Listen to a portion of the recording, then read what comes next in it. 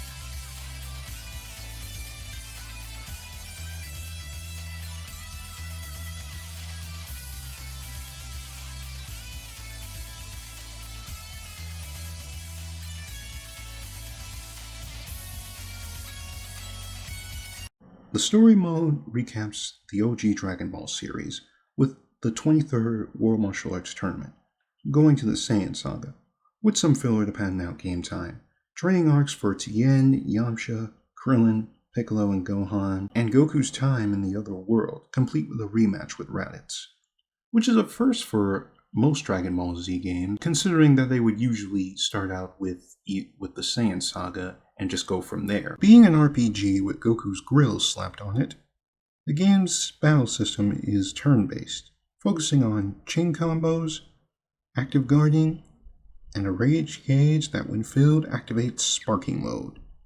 You start with Goku, but work your way up to Yamcha, Gohan, Piccolo, Tien, and Krillin. Each of their movesets consist of 2 physical attacks, 2 key attacks, 1 status effect, and 2 ultimate attacks. There's also team attacks for the Chrono Trigger fans out there. So, if you are a Chrono Trigger fan, you'll be definitely right at home here. As you play the game, you receive capsules for fights and capsules for different effects on the bottom screen. Examples being the Dragon Radar, the Saiyan Scouter that can display enemy stats, to the unconventional like a golden rice cooker for Tien's Evil Containment Wave, or Oolong's Nose for finding hidden treasures for completion's sake. Characters you use and those you don't gain AP or attribute points after battles. These can power up or help gain new attacks, like Goku's Spirit Bomb, Yamcha's Spirit Ball, or Piccolo's Special Beam Cannon. As expected of a Dragon Ball Z video game, you can collect all 7 Dragon Balls. Get all 7, and the expected happens. Shenron appears and he will grant you one single wish. In this game, he can either give you money, experience points, attribute points, or he can give you a secret boss fight with Broly, the legendary Super Saiyan. And yes, it's the OG Broly, not Super Broly, as cool as that would be. I'm not a music expert, But for a video game based on Dragon Ball, the soundtrack feels subdued. The music doesn't give that high voltage, high energy feel you get when watching an episode of the anime. Only 3 tracks out of all of them have that feel of the show. Here, give it a listen.